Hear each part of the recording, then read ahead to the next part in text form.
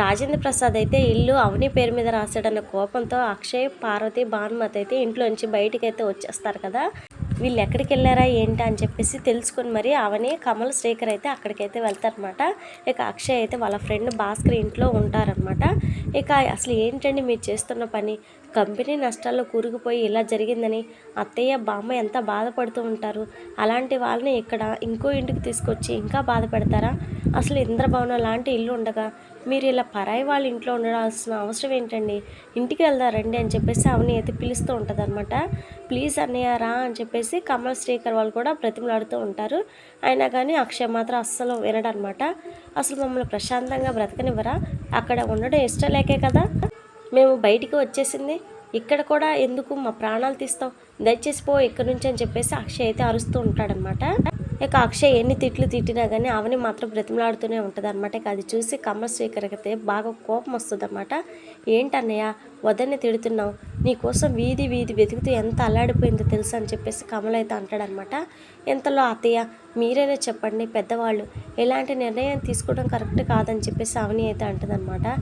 ఏది కరెక్ట్ ఏది కాదు అని మాకు నువ్వు చెప్తున్నావా, అయినా నీకు దూరంగా ప్రశాంతంగా ఉందామని ఇక్కడికి వచ్చాం, ఇక్కడ కూడా మాకు ఉండే అవకాశం ఇవ్వా, ఇంకోసారి మా కోసం నువ్వు వస్తే నీ కంటికి కనిపించకుండా ఎక్కడికైనా వెళ్ళిపోతావు అని చెప్పేసి ఇక పార్వతి అయితే అంటదనమాట.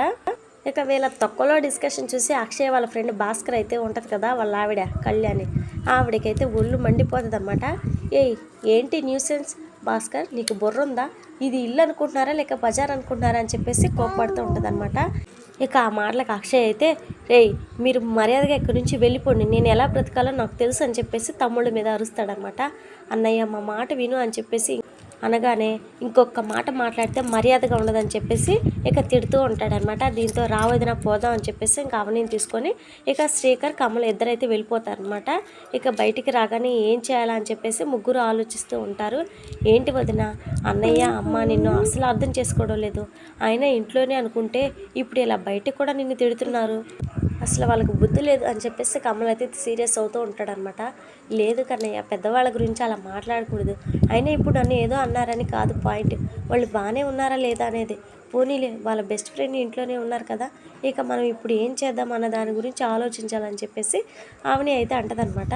ఇక ఒక్క నిమిషం కన్నయ్య అని చెప్పేసి శ్రీకర్ని పక్కకు తీసుకెళ్ళి మాట్లాడుతూ ఉంటుందన్నమాట అవని. ఇక శ్రీకర్, నువ్వు లాయర్ కనుక అసలు మనల్ని మోసం చేసిన కంపెనీ ఎవరిది, వాళ్ళు మీ అన్నయ్యని ఎలా నమ్మించి మోసం చేశారు, ఇవన్నీ కనుక్కో, ఎందుకో దీని వెనక ఎవరిదో కుట్ర ఉన్నట్టు నాకు అనుమానంగా ఉందని చెప్పేసి అవని అయితే అంటదనమాట.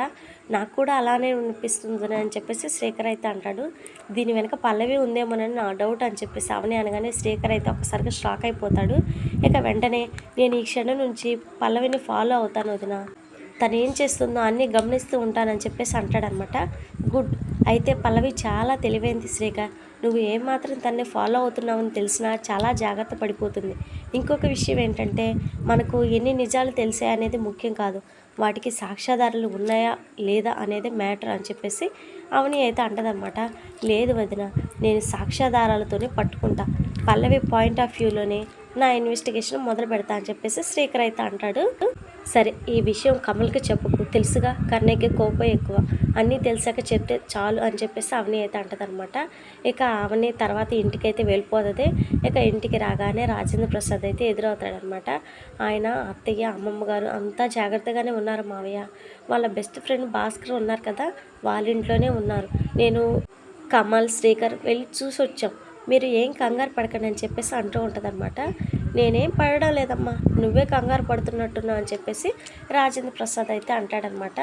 మావయ్య గారు ఆయన ఇప్పుడు చాలా డిప్రెషన్లో ఉన్నారు, ఆయనకి మీకు తెలిసిన వాళ్ళు ఎవరి దగ్గరైనా ఒక ఉద్యోగం ఇప్పించండి, అసలే బయటికి వచ్చి ఇబ్బంది పడుతున్నారని చెప్పేసి అవని అయితే అంటదనమాట.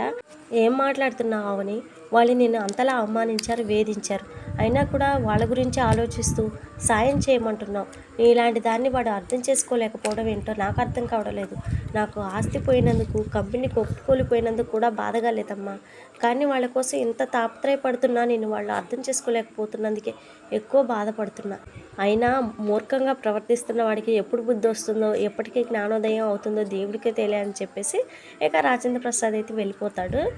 ఇక అక్షయ్ వాళ్ళకైతే భోజనానికి రెడీ చేస్తూ ఉంటాడనమాట. వాళ్ళ ఫ్రెండ్ భాస్కర్ అయితే, ఏంట్రా ఈ పనులు నువ్వు చేస్తున్నావు అని చెప్పేసి అక్షయ్ అయితే అంటాడనమాట. ఏం చేస్తానురా, అందరికీ నీ భార్య అవని లాంటి వాళ్ళు దొరకరు కదా, నా పెళ్ళం అదో టైపు. భార్యల వల్ల కలిగే నష్టాలు కష్టాల గురించి మనం బాటిల్ లోపల పడినప్పుడే చెప్పగలం, అదో పెద్ద చరిత్రలే. సర్లే ముందు మీరు తినడానికి రండి అని చెప్పేసి అంటాడనమాట. ఇక అక్షయ్, పార్వతి, భానుమతి అయితే భోజనానికి వస్తారు. ఇక వాళ్ళు వచ్చి తినడానికి కూర్చుంటారనమాట. ఇక అక్షయ్ అయితే వడ్డించడం చూసి, అదేంటి బాబు నువ్వు వడ్డిస్తున్నావు, అమ్మాయి లేదా అని చెప్పేసి పార్వతి అయితే అడుగుతుందనమాట. తను తర్వాత తింటుందా అంటే, మీరు తినండి పర్లేదని చెప్పేసి అంటాడు భాస్కర్. నీకు శ్రమ కలిగిస్తున్నామేమో అని చెప్పేసి పార్వతి అయితే అంటదనమాట. అయ్యో లేదండి, నేను కూడా మీ కొడుకు అక్షయ్లానే అనుకోండి అని చెప్పేసి అంటాడనమాట. ఇంతలో కళ్యాణి అయితే అక్కడికి వస్తుందన్నమాట. ఇక కళ్యాణి చూడగానే, రామ్మ వచ్చి కూర్చో తిందాం అని చెప్పేసి పార్వతి అయితే పిలుస్తుందన్నమాట. ఎప్పుడు తినాలో ఏం తినాలో నాకు తెలుసు, మీరేం చెప్పక్కర్లేదు.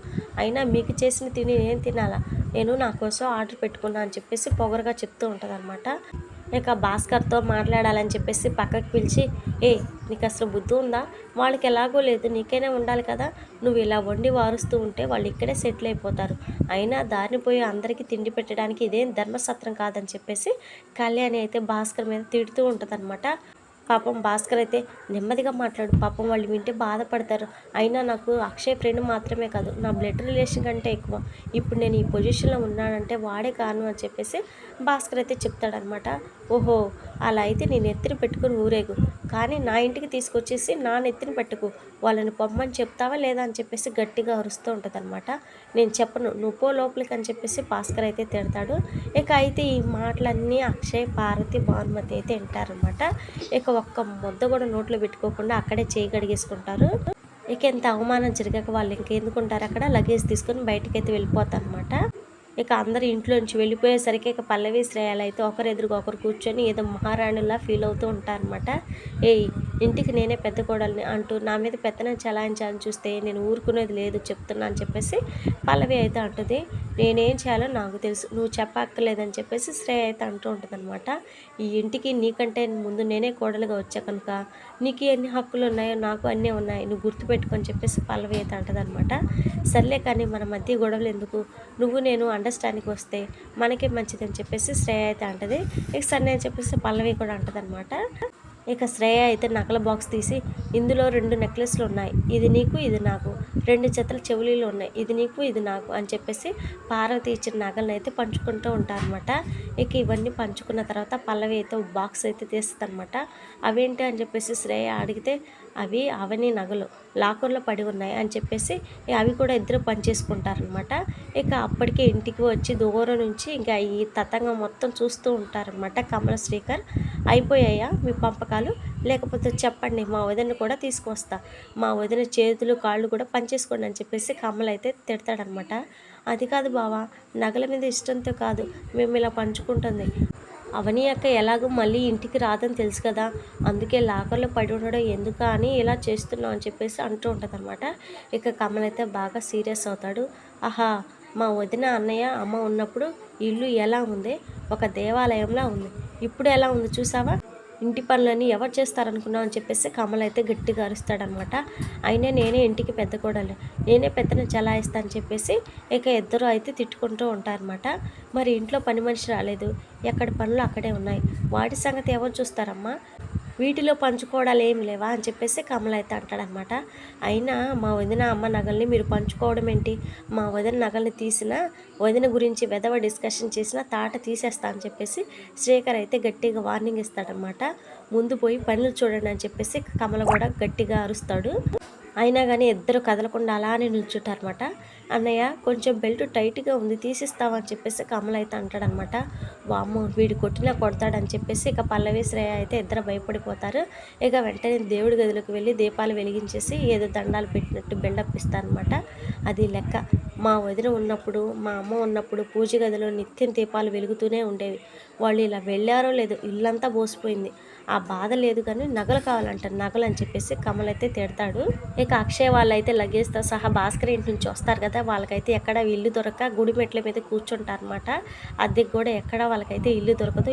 అప్పుడే గుడికి వచ్చిన అవని అయితే ఇక వాళ్ళని గుడి మెట్ల మీద ఉండడం చూసి ఒక్కసారిగా షాక్ అయిపోయి చాలా బాధపడిపోతుంది అనమాట. మరి అప్కమింగ్ ఎపిసోడ్స్ని మిస్ అవ్వకుండా చూడాలనుకుంటే వెంటనే మన ఛానల్ని సబ్స్క్రైబ్ చేసుకోండి. Thank you.